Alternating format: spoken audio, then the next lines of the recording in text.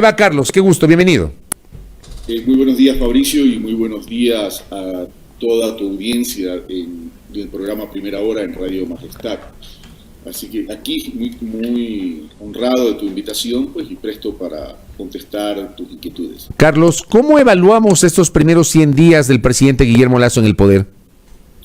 A ver, realmente 100 días es prematuro para evaluar a un gobierno que recién inicia, pero dentro de los 100 días se pudiese ya conocer cuál es la hoja de ruta, cuál es la intención, el deseo, hacia dónde quiere llevar el presidente Lasso al país, a la República del Ecuador. Eso se debería poder determinar durante esos 100 días. El presidente Lasso, y aquí hay algunos elementos que uno puede analizar. El presidente Lasso en la campaña, durante la campaña electoral, dijo que él estaba preparado para que en 100 minutos establecer las principales decisiones que cambiarían el rumbo del país. Pues bueno, los 100 minutos ya se fueron hace tiempo, y en 100 días tampoco se establece acciones que uno pueda determinar cuál es el derrotero de la República del Ecuador. Y esto nos lleva a la siguiente conclusión, o permítame hacer la siguiente analogía. Cuando a un profesor, cuando a un docente, el alumno no le envía la tarea, no se puede evaluar, porque no hay tarea hecha, no hay tarea realizada.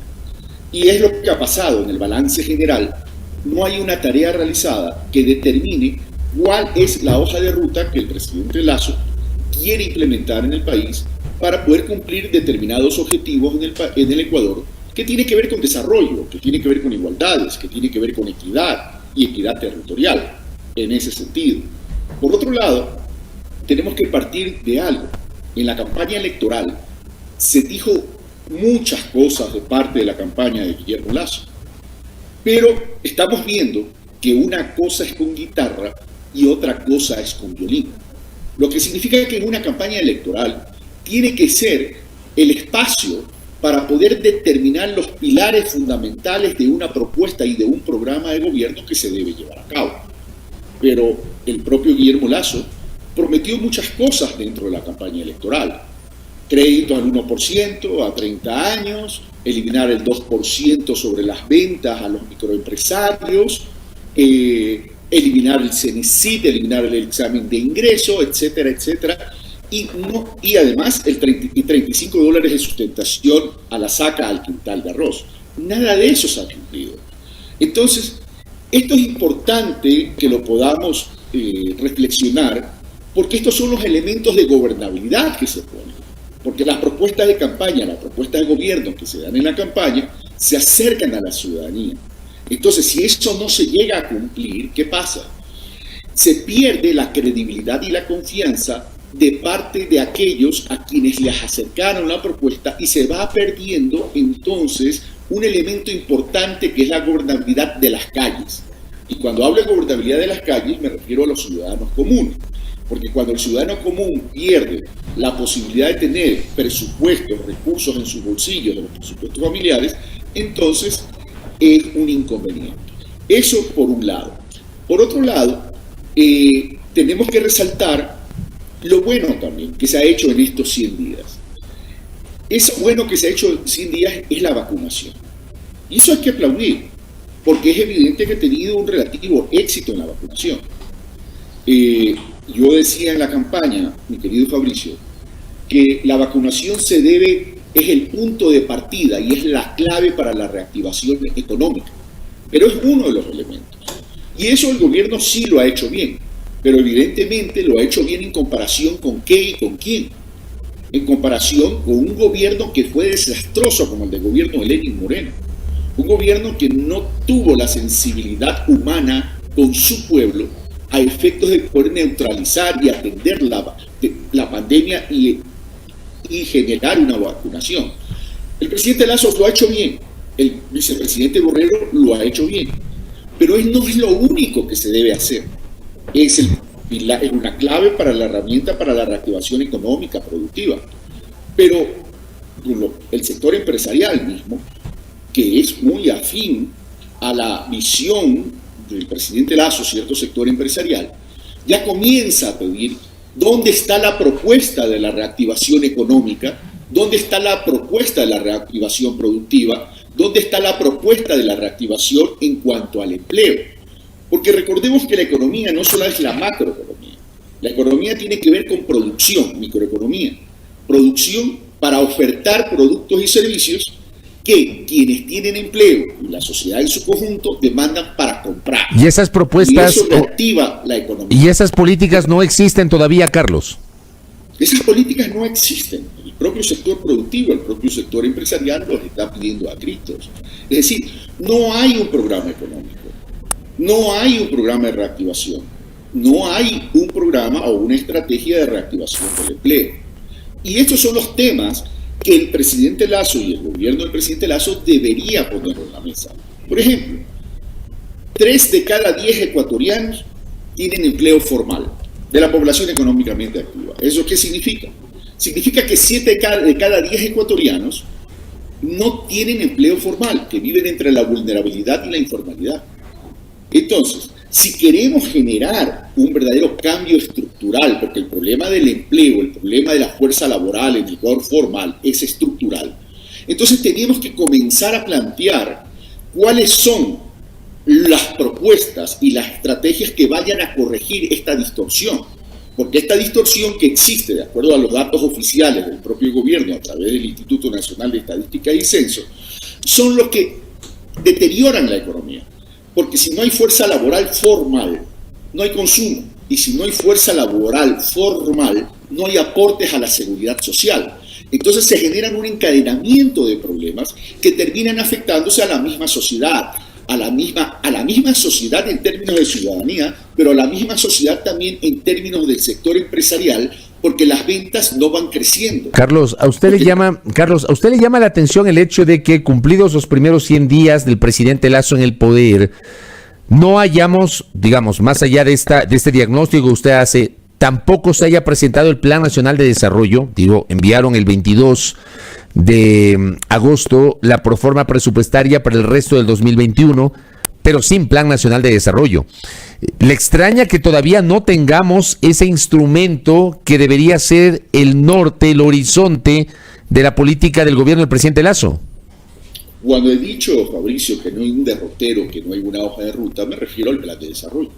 Es decir, a ver, cualquier persona que dirige una organización pública, privada, con fines o sin fines de lucro, el Estado ecuatoriano en sus distintas instancias de gobierno, cualquier organización del sector empresarial o una organización no gubernamental, ¿establece qué? Establece una visión, una misión, objetivos claros y un plan táctico, que todo eso debería contener el plan de desarrollo, no en lo macro solo, sino también en lo micro, ¿verdad? Pero para poder elaborar un presupuesto, ¿qué es el presupuesto?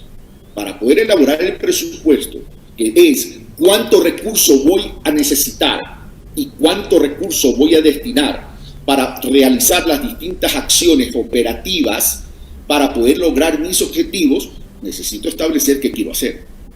Eso no lo hay. No hay un plan de desarrollo. Es decir, se ha incumplido incluso con las normas, con el Código Orgánico de Planificación, al no presentar el plan de desarrollo. El día de ayer o en estos días sale la noticia que se ha dicho que el presupuesto prorrogado se lo ha hecho con base al plan del gobierno anterior, en relación al plan del gobierno de Lenín Moreno. ¿Qué significa eso? ¿Este gobierno es la extensión de Moreno? ¿Qué significa esto? ¿Que no tienen un plan de desarrollo? Tienen que presentar el presupuesto para el año 2022 hasta el 31 de octubre y noviembre. Hasta el 31 de octubre, claro. Entonces, esas son las cosas que se deben debatir. Es decir, señor Lasso, señores miembros del gobierno, ¿cuál es el plan de desarrollo que ustedes quieren implementar? Es decir, a estas alturas, mi querido Fabricio, lo que podemos determinar es que hay un deseo de apertura al mundo, que nos quieren llevar a acuerdos y tratados de libre comercio. Pero la pregunta es, ¿esos tratados de libre comercio qué efectos pueden tener en la producción y en el empleo en el Ecuador? un acuerdo con México, mencionan incluso un acuerdo comercial con China, pero ¿cómo piensan proteger la producción? ¿Cómo piensan proteger el empleo? ¿Cómo piensan desarrollar producción y empleo y establecer los mecanismos para una fuerza laboral formal que contribuya verdaderamente al desarrollo? En educación, en salud, ¿qué piensan hacer? Entonces ahí sí hay muchos signos de interrogación. No nos podemos basar tan solo en que se estima un crecimiento en la economía del 3%. Yo le recuerdo, Fabricio, y le recuerdo a la audiencia de A Primera Hora en Radio Majestad, que el año anterior, el año crítico de la pandemia, el Ecuador decreció entre 7.8% y 8%, o algo más de 8%. Y que ahora nos dicen que la estimación del crecimiento es del 3%. A ver, ¿es bueno o es malo? Una recuperación es buena, por supuesto que es buena.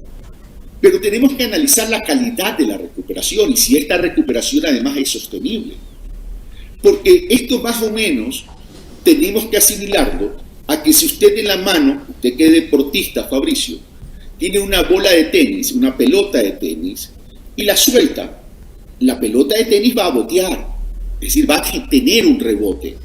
El tema no es que tenga un rebote, sino qué tipo de rebote. Y si queremos que rebote más fuerte, tenemos que darle un impulso. La economía es igual. Lo que está pasando es que la economía está creciendo por inercia en términos de recuperación en relación al año 2019, que ya era un año recesivo. Por tanto, tampoco nos podemos comparar con el año 2019, que era un año recesivo. Ahora, yo le pregunto a usted, Carlos, con el año 2017. Carlos, yo le pregunto a usted, porque, digamos, dentro de estas dudas que tenemos sobre la política económica, sobre el Plan Nacional de Desarrollo, sobre la reforma tributaria que no ha sido enviada a la Asamblea y cuyo contenido todavía no lo sabemos, el Frente Económico ha anunciado que en el mes de septiembre se va a socializar con el país, o se va a presentar al país el contenido de esa reforma tributaria, pero digo, más allá de eso, se han tomado algunas medidas. Por ejemplo, el presidente Lasso ha emitido un plan de política hidrocarburífera, ha emitido un plan de política minera y ha allanado el camino para un acuerdo comercial con México que a su vez le permita al Ecuador crear las condiciones para su adhesión como socio de pleno derecho a la Alianza del Pacífico. Estos tres elementos me gustaría un comentario suyo, porque son cosas que han ocurrido en estos primeros 100 días, Carlos Rabascal. Definitivamente son cosas que han anunciado. Pero aquí hay una característica similar al gobierno de Lenín Moreno. Es decir, anuncios y enunciados, pero nada de acción. Un gobierno tiene la obligación de establecer la hoja de ruta, plan de desarrollo para donde quiere ir.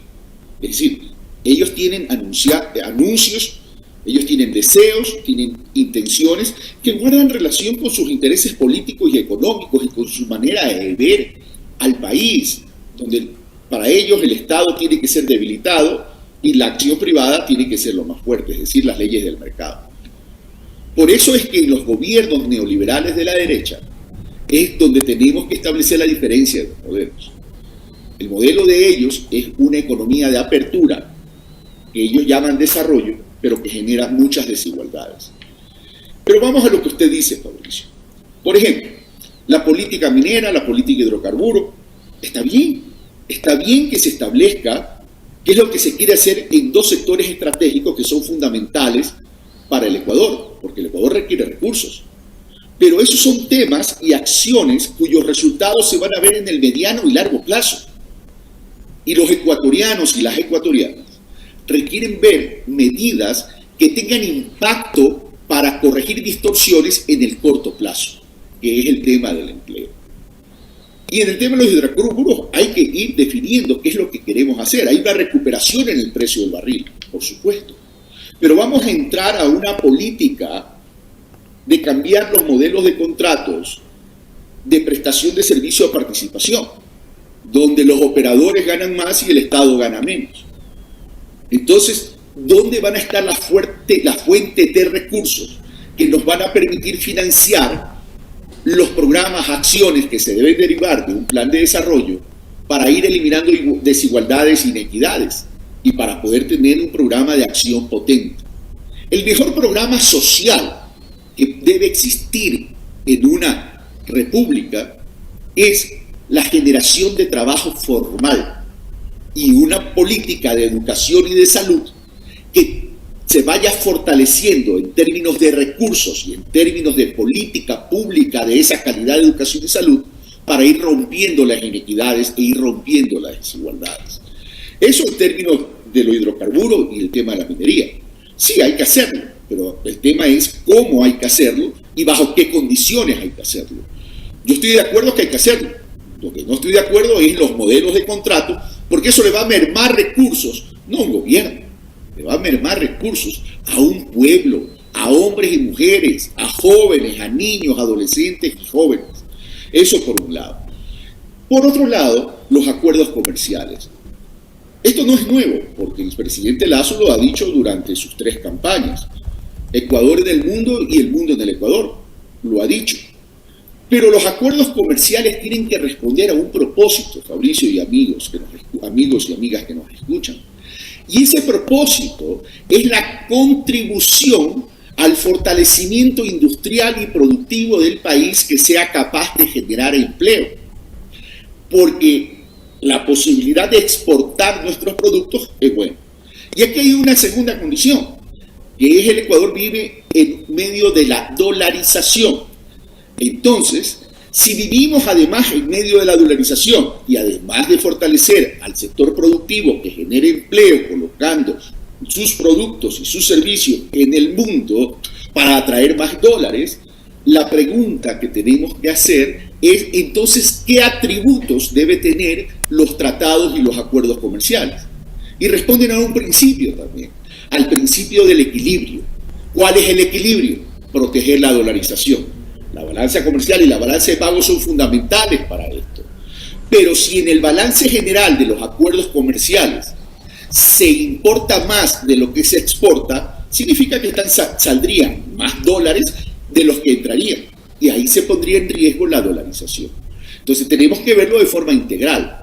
México atenta contra la industria metalmecánica del Ecuador y otros productos. Porque protege también sus productos, pero nos obliga a nosotros a abrir. Por ejemplo, México no nos permite incorporar nuestro camarón en tierras mexicanas. Ellos lo protegen. Un acuerdo con China, que es un gigante, también nos pudiese, y de hecho, nos va a afectar la producción nacional. Y en la medida que afectamos la producción nacional, repito, insisto, obsesivamente con esto, va a afectar la generación de empleo de calidad. Cuidado, perdemos autonomía, cuidado, perdemos soberanía en la producción, incluso alimentaria. Correcto, Carlos. Vamos a estar expectantes de lo que pase de aquí en adelante. Presidente Lasso, también entiendo que este fin de semana hará alguna evaluación sobre estos primeros 100 días. Para nosotros sería interesante conocer su opinión y esta primera valoración sobre este primer tramo de Guillermo Lasso en el poder. Gracias a Carlos Rabascal, que tenga un buen día. Fabricio, muchas gracias por esta generosa invitación. Un abrazo a usted y a su digna audiencia. Gracias. Carlos Rabascal Salazar, ex candidato a la vicepresidencia de la República. Al volver, Paulina Recalde, de Perfiles de Opinión, en nuestro espacio de noticias. Volvemos.